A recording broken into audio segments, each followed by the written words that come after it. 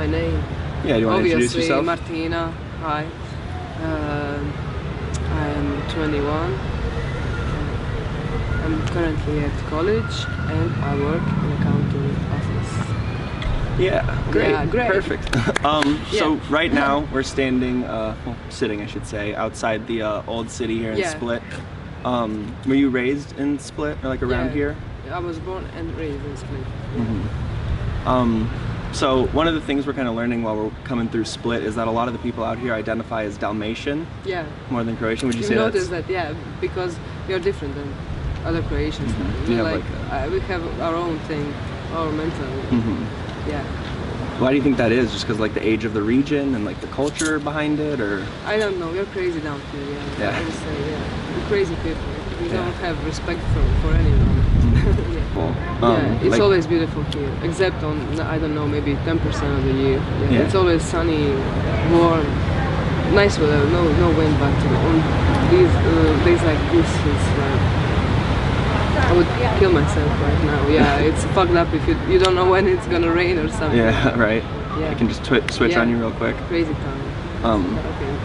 So what was childhood like in an area like this, growing up out here? Childhood? Yeah. It was nice, I would say. It was like very the lady from the window watching us. We've attracted attention. Yeah. And childhood, it was nice, I guess. It was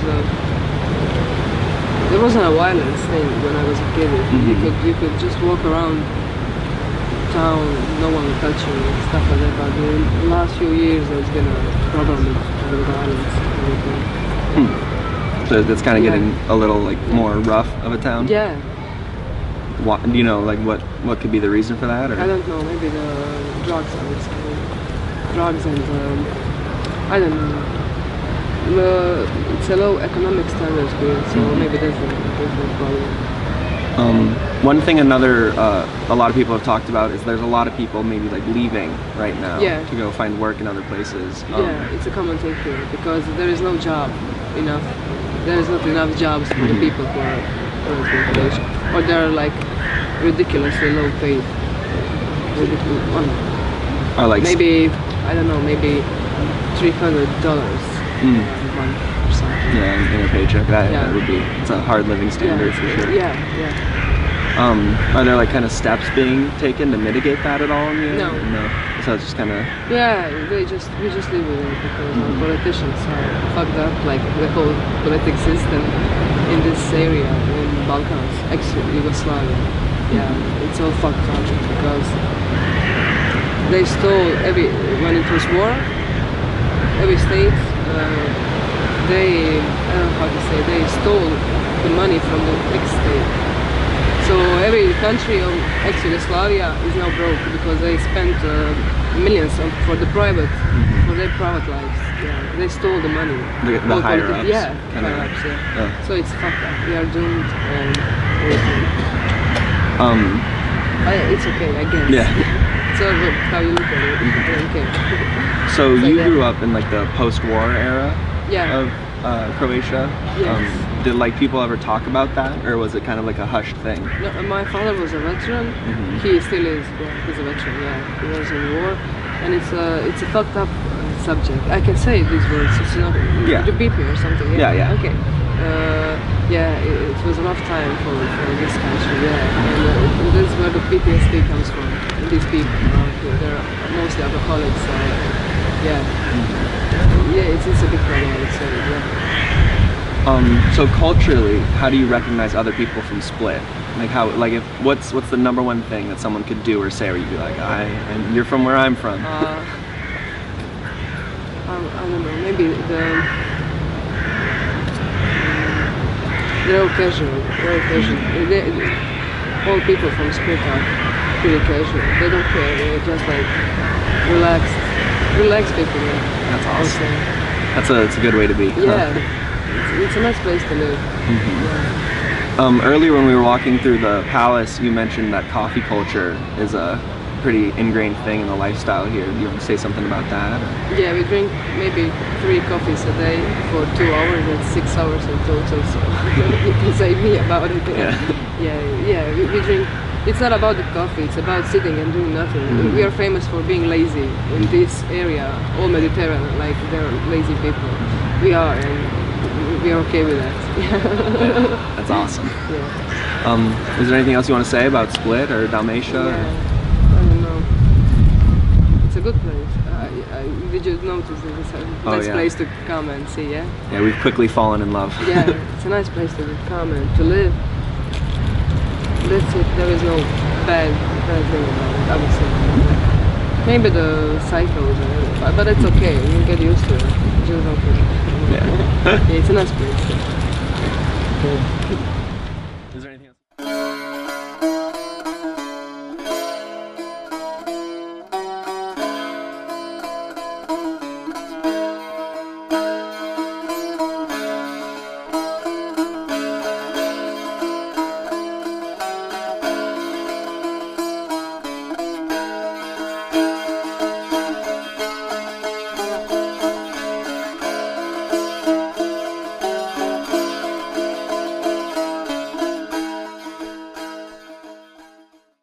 So, hello, my name is Shayla. I'm a native here, so I was born and raised in a little town called Travnik that is like approximately 60 kilometers away from here northwest, surrounded by mountains. Not a fan still of winter. I will never be a fan of winter.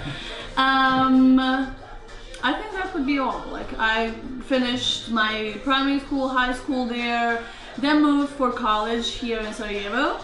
I dropped off college because we can talk about that later. Like, I had so much to say about that. And I'm working here now in the hostel front environment. Perfect. There you go. The mountains town sounds awesome. Believe me, it's so beautiful. It's a small. I can't say like most of the people, like, because of the size, would say like that's like a countryside, like a village, because it's really small, but it's kind of cute, especially for tourists. Yeah. So you said you born and raised in Bosnia? Yeah. So what was childhood like in Bosnia? It was pretty awesome, I can say. Like, we didn't have much, but still we were pretty creative. We had a real childhood without technology, without all the phones and laptops and everything. We were playing outside all the time, like from 7 in the morning, before school of course, 7 in the morning till like, I don't know, sunset and everything. So, that sounds great. So it's like, it sounds like you guys had like a real genuine experience as opposed to kind of a disconnected aspect. A lot of other people. Like we were talking to each other in general, like, and in that time everything was like, just what are we going to do, like what are we going to play today, or it wasn't like, oh, did he text me, or let's say like I don't know, take a new song or something like that. Like, in my general opinion, like till my 8th grade of primary school, like I knew who is Beyonce, of course, like those top celebrities, but like doing like international things and having Facebook or internet or computer. I got my first computer in 8th grade of primary school. Like, kids nowadays are using iPhones or Androids in 1st grade of primary school. If you ask me, that's the same. It's the same. Yeah, definitely. So, born and raised in Bosnia, how do you feel like you identify culturally? Bosnian people are pretty, generalizing, pretty conservative and closed-minded people. In that particular part, I don't identify myself because I consider myself as open-minded. That's why probably I'm working here like with so many other people, like and foreigners. But in general, there is so many, let's say, like judging women. Like women are judged a lot here, no matter like if they are successful. If they are successful, people will say that, like, I'm sorry for my language, but that she get there over a bed. Okay. things so, like so that. no matter what you do, there's kind of that stigma built up. Even if you don't do nothing, people will talk. That's what gossiping. We are pretty gossiping people, I can say that, and I don't like it. I never liked it. Then education system like fails so much.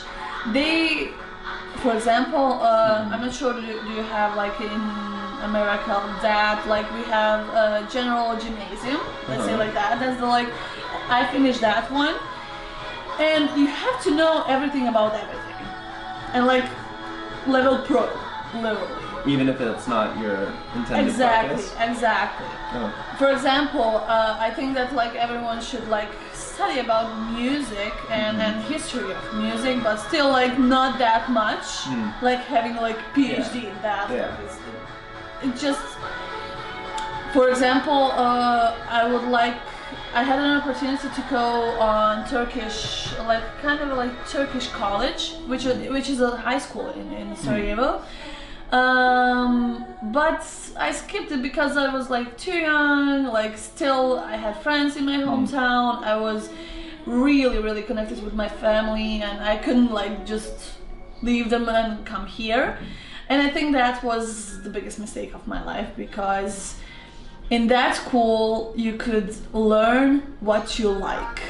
Like what are you good in, so. And you're just like focusing on that and going in that direction. That's how like schools make geniuses in that. Like letting the kid grow where he wants to, like that. Exactly. So let's get into something juicy. What do you feel like is the most characteristic Bosnian food or food culture?